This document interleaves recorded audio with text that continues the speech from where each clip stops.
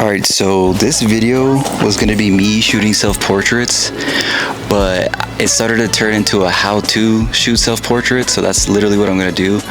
I'm going to start in my room because I feel like that's super personal and like my environment, and it adds to like the personality of the photo.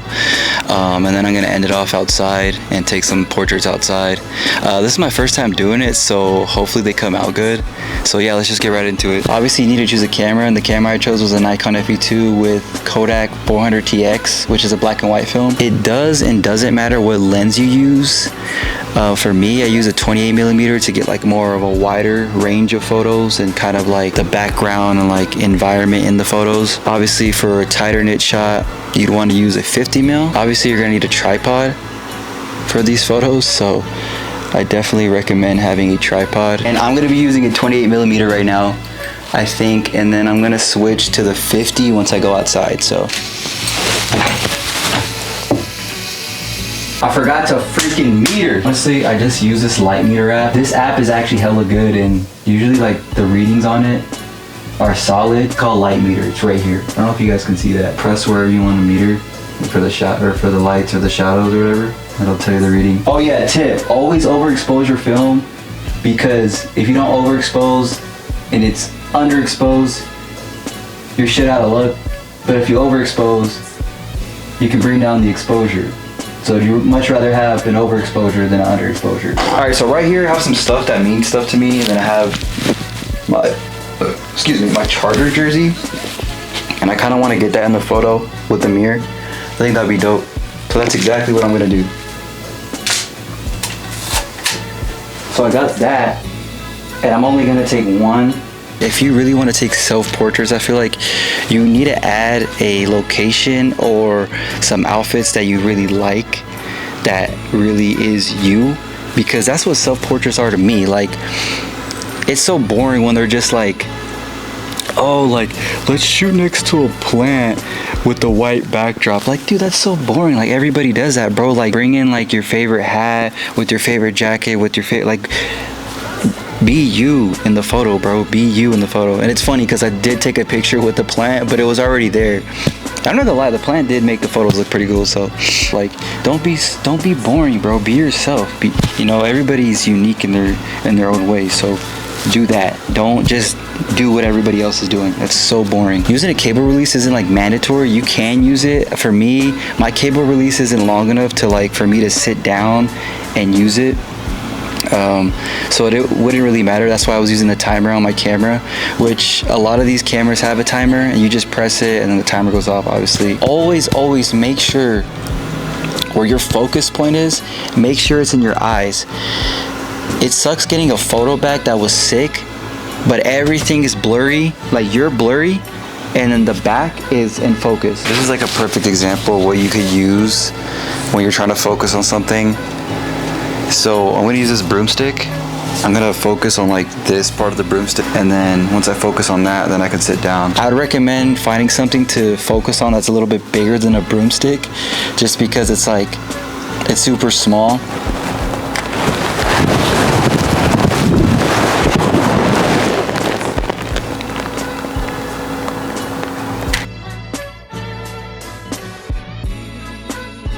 I feel like angles really matter in photography, and if you kind of want to like make your photo more powerful, or like make the person in the photo look more powerful, I feel like shooting low, from a low angle to up, really makes that happen. So right now I'm setting up my camera to kind of get that more dramatic look, especially because I'm going to be turning away from the camera. It's just going to be my back. I figured I kind of want a photo just of like my back and like my head. So that's what I'm gonna do. And it's gonna be super wide, so hopefully the photo looks nice. And there's like a really nice tree right here, so.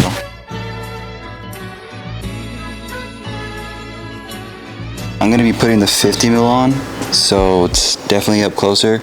I feel like if you're taking portraits, you definitely need to use a 50mm, and then everything else is like your choice. But for me, I prefer a 28mm to get super wide, 28 through like 50, so you can even use like a 35mm. I highly recommend, like, if you have like another tripod or something that you can like have standing still and then put like a hat or something like that, I'd recommend doing that, because then you can just focus where your head would be in the photo. I kind of already got shots like looking to the left, looking to the right.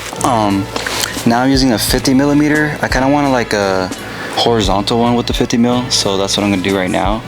And I figured why not still use this tree, because it's hella nice. Even though it's gonna be black and white, I feel like the white or the pink is gonna look super nice and white in the photos. So that's what I'm doing. Luckily my camera has a timer, so I can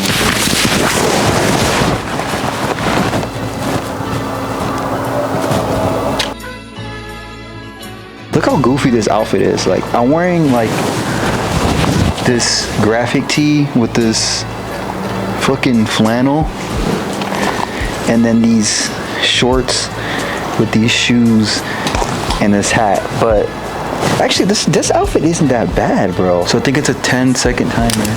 So 10, 9, 8, 7, 6, 5.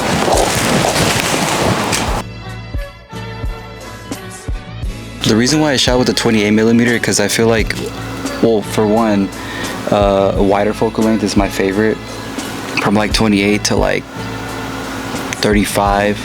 I do like shooting a 50 mil just for up close and personal, but I really do prefer using a 28 millimeter because it adds more like character to the photo. You know, you can see everything in the photo, and it's not really typically used as a portrait lens, but I really don't care. That's what I use.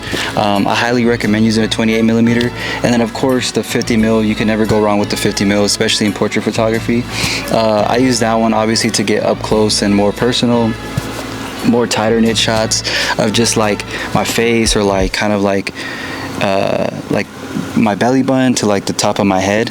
But like I said, the 28 millimeter is like capturing kind of like everything, and I feel like using a 28 millimeter is perfect for portrait photography, especially if you want to get like your personality in the photo. That's why I shot some photos in my room, and like I wanted to get like kind of like the whole outfit in the photo. And I just think wide angle shots in general, not even just with portraits, are just super sick. I mean, it's one of my favorite lenses to use, the 28 millimeter. I feel like the black and white would look better just in general for where I was shooting, and what I'm shooting is myself. I kind of wanted to make it more, not necessarily dramatic, but just more kind of like classy in a way. I guess that's the word. I don't know. I feel like black and white is super nice, especially for portrait photography. This is something that was fun for me, so I do recommend taking photos of yourself, doing self-portraits obviously. Especially for me, I don't even have a lot of photos of myself, and so that's kind of one of the reasons why I wanted to take them, especially because I feel like when people take photos of me, I kind of look goofy. So I was like, you know what, I'm gonna take it into my own hands, take some photos of myself, and hopefully they come out good. I hope you guys enjoyed the video. I had a lot of fun shooting this video. So I highly recommend you shooting self-portraits, and yeah, see you guys later.